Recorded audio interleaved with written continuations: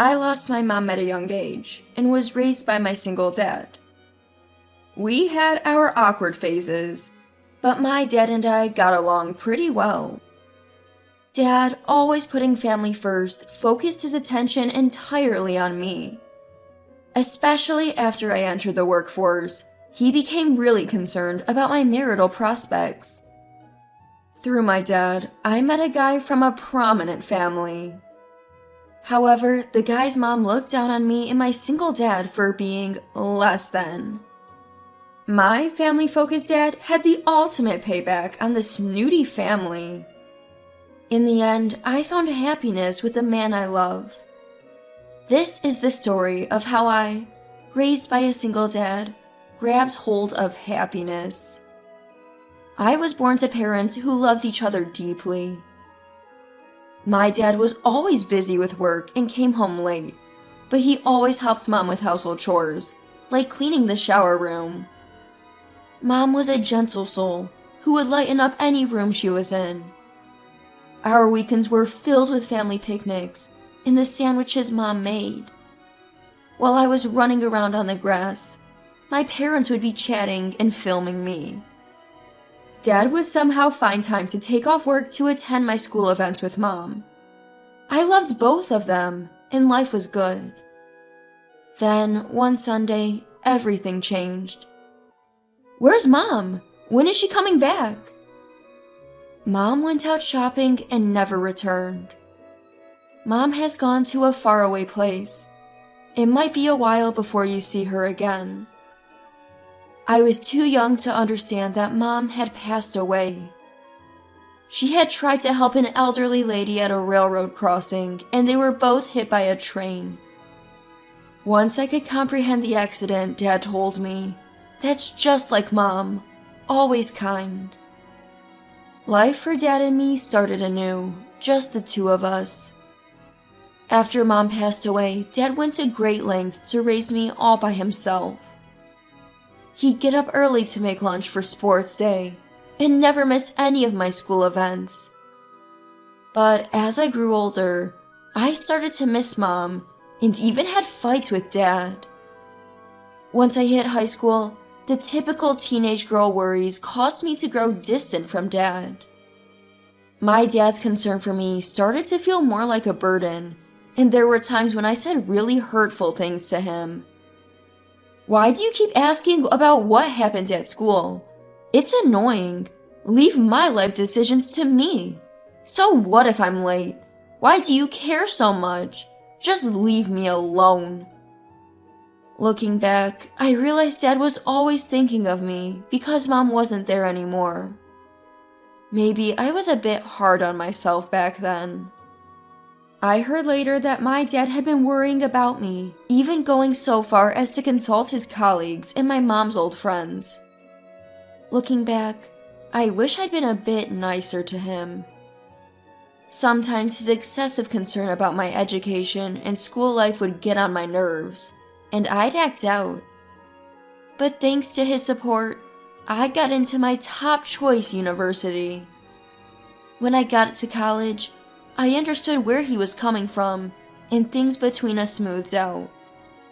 I apologized for my teenage rebellion, and he laughed and forgave me. Around the time I started college, Dad started coming home a bit earlier. I often cook dinner ahead of time, and we eat together after reheating it. By then, we could also reminisce about Mom. I remember how happy he always looked when he heard about my college life. Come to think of it, ever since Mom passed away, he's only ever wanted to hear about my life, never talking about his work or complaining about anything. College was a good chapter for me and Dad. I joined the tennis club and really enjoyed it. I even confessed my feelings to a cool senior and had a relationship. When I told Dad about my boyfriend, he was both excited and cautious, saying, "Be careful, let me know if anything happens. Marriage comes after graduation." Unfortunately, that relationship ended within 6 months due to misunderstandings. But I'm still in touch with Nicholas and Olivia, classmates I met through the tennis club. It was a really close-knit and fun group. I had always dreamed of becoming a teacher. After college, I was able to fulfill that dream. I was 4 years into my career as an elementary school teacher. I'd been living on my own ever since I started teaching. Seeing my dad's face after such a long time was a shock. He seemed to have aged so much in just a year. His face was wrinkled and he had more gray hair.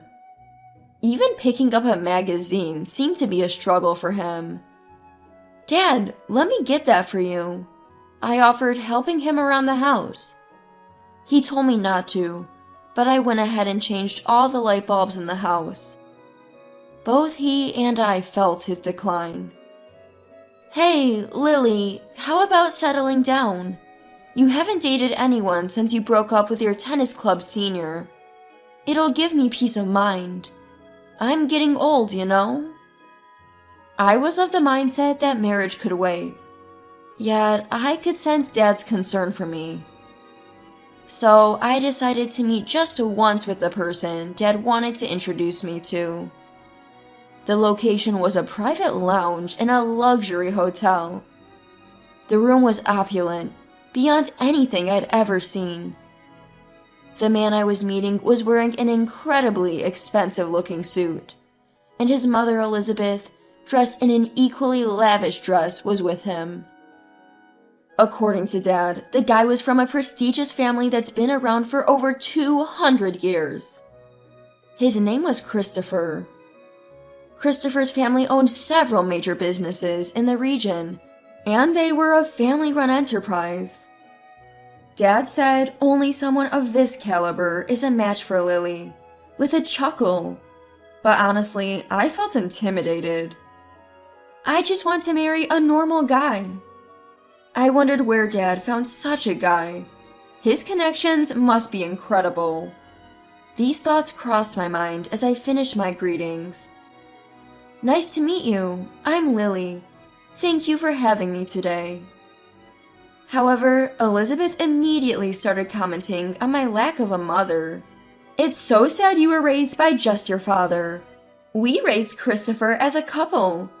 A family needs both parents," she said, repeatedly pointing out my motherless upbringing. Christopher was very quiet whenever his mother spoke, nodding in agreement.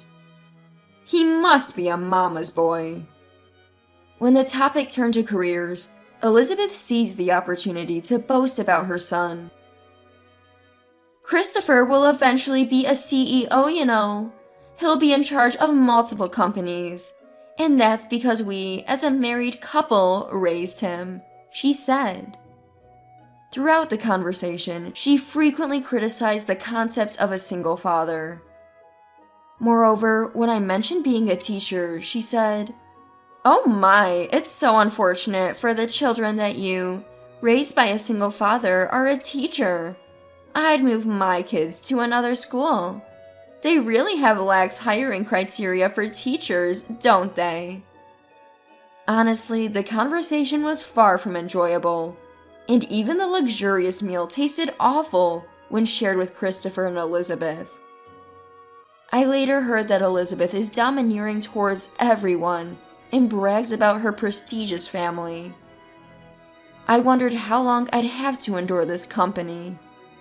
Every time she opened her mouth, it was about how she was destined to marry into a prestigious family or become a CEO, or how being a single father was some kind of issue. I was over it.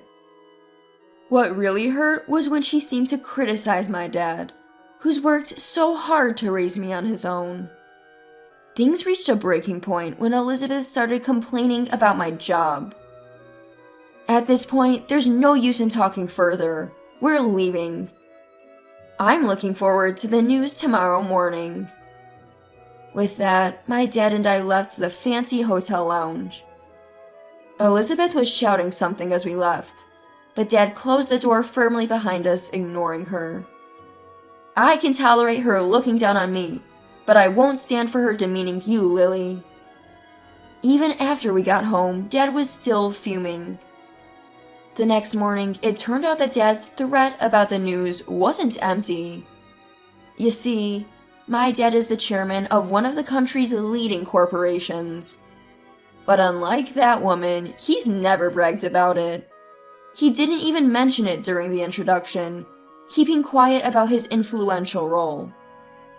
After that disastrous dinner, Dad started the process of acquiring part of Christopher and Elizabeth's company. The sudden move sparked internal strife within their organization, splitting people between our side and theirs. Many employees had already been dissatisfied with their family-run business, which ultimately fell apart because of Dad's actions. In the end, it seems that Christopher, his father, and his mother were ousted from their roles as heads of the corporate group. Elizabeth took great pride in being from a prestigious family and owning a corporate conglomerate. When her family empire started crumbling, word got around that she couldn't handle it and had a breakdown. I'm sorry for the unpleasant experience. Let's stop with these matchmaking setups. Lily, find someone you love and marry when you're ready, Dad later told me. He never again pushed me to consider marriage. I was also wary of any more introductions for potential marriage partners. But surprisingly, I found myself getting married sooner than expected. I mentioned the whole matchmaking debacle to Nicholas and Olivia, friends from my social circle. Nicholas suddenly confessed his feelings for me. Actually, I've liked you for a while. I'd rather you date me than be set up with some stranger. Nicholas had liked me since college, but gave up because I was dating someone else back then. He hadn't found the right timing to confess until he heard about the matchmaking, which apparently spurred him into action. Lily, will you marry me? I promise to make you happy. After dating for about 6 months, Nicholas and I decided on a rushed marriage. Nicholas isn't from a prestigious family, nor is he wealthy. He's just an average guy, from an average family, working at an average company. When Dad introduced me to the son of a prestigious family, he said, Lily needs someone of this caliber to match her. I was worried that he'd oppose Nicholas, but all he did was tear up and say, if Lily chose him, I trust her judgment. Make my daughter happy. Take good care of her. Our wedding was filled with college friends, a lot of other friends, and work colleagues. Seeing me like that, Dad looked genuinely happy. Fast forward a few years. Nicholas and I have been blessed with a son and a daughter. We don't live with Dad, but we make it a point to visit him during extended holidays with the kids. Dad told me he's finally at ease now that I'm standing on my own 2 feet. When he sees his grandchildren, his face lights up even more than usual. I'm so glad that we can bring joy to Dad by showing him our kids. Turns out, Dad had been secretly frequenting a bar and ended up remarrying one of the staff there. I was initially shocked that he remarried after 60, but I'm happy he found new joy. Dad claims he's still got plenty of steam left, but lately he seems to enjoy mentoring the next generation. As for that one's prestigious family, they might have been ousted from their business, but they still have money, so they're probably still around somewhere. However, because Elizabeth was always boasting and acting high and mighty, they must have accumulated a lot of ill will. They might be living quietly and hiding now.